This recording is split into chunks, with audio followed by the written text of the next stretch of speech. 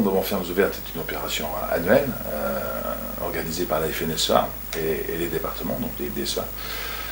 Cette opération a 23 ans maintenant, d'existence, 23e année, et donc nous allons dans quelques jours lancer avec le plan de la FNSEA cette opération dans un département. Le but essentiel, c'est de faire une rencontre entre les écoliers, les enfants CE1, CE2, CM1 particulièrement, et les agriculteurs qui ouvrent leurs exploitations.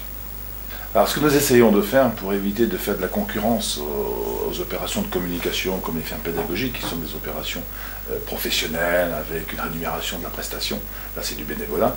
Donc cette opération, on essaie de la rassembler sur le mois de mai, parce que le mois de mai c'est effectivement là où la nature s'éveille, où l'ensemble des productions sont accueillantes et agréables à regarder. C'est une mesure nationale qui fait que sur le mois de mai, on considère qu'il y a 52-55 départements qui profitent du lancement national. Et dans un certain nombre d'autres départements liés à leur production, je pense couloir rhodanien, ils le font plutôt un peu plus tard, c'est-à-dire à août, septembre, octobre. On va d'abord parler du nombre d'exploitations. Donc on considère qu'il y a aux alentours de 45-50 000 exploitations qui adhèrent à l'opération. Cette opération, effectivement, le même jour, il n'y était qu'une quinzaine de mille, mais bon, retenez ce chiffre, 40-45 000 exploitations en France ouvrent leurs cours pour les enfants. Et c'est plusieurs dizaines de milliers d'enfants qui participent à cette opération, avec les instituteurs et bien sûr les parents d'élèves.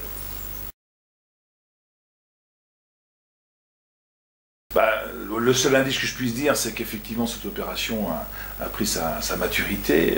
On est sorti de l'âge de l'adolescence et on a souhaité relooker, excusez-moi le terme un peu anglophone, donc la présentation de cette opération, et nous allons nous servir de l'année 2012, non seulement pour changer un peu les formats de communication, mais aussi les livres pédagogiques, parce que ce n'est pas une récré, c'est une opération sur laquelle les enfants ont inscrit dans leur parcours d'éducation avec leurs instituteurs une démarche de préparation pour qu'ils comprennent bien que ce métier, c'est de produire de l'alimentation, c'est d'entretenir des territoires, que nous sommes des gens normaux et qu'on souhaite aussi faire envie à ce que ces jeunes puissent demain dire « je serai demain agriculteur ».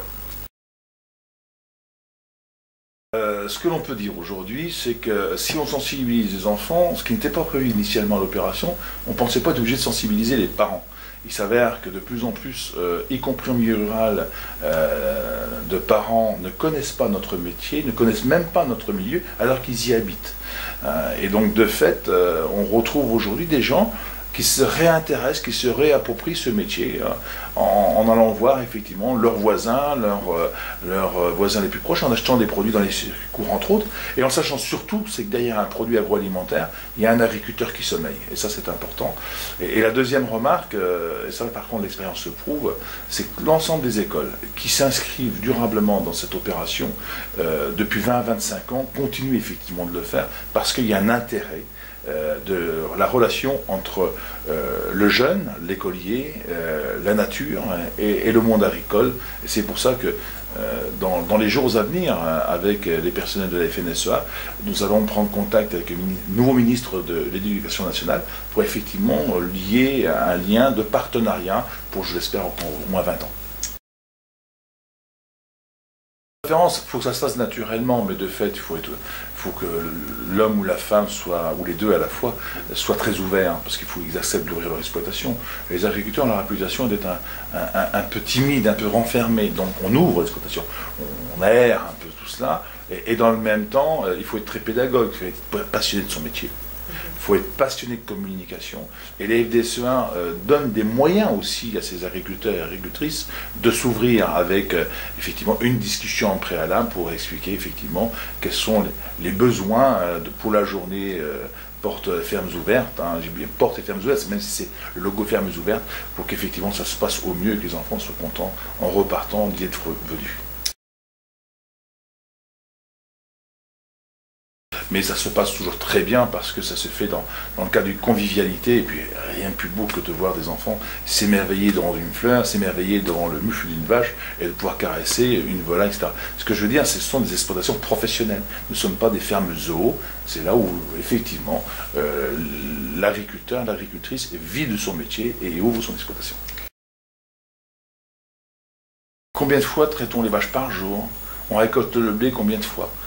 Comment mange-t-on de la viande? Comment nourrit-on une poule? Comment un agriculteur peut travailler et vivre de son métier? C'est des questions très intéressantes. Les enfants sont très pertinents sur leurs questions. Et c'est vrai que les médias qui sont mis à leur disposition, et surtout Internet maintenant, fait qu'aujourd'hui, ces jeunes sont de plus en plus branchés. Ils sont très in. Et donc, là aussi, le site de la FNSEA, par exemple, est un site très réactualisé en permanence parce que ça permet, au travers d'adresses, de flécher de la communication.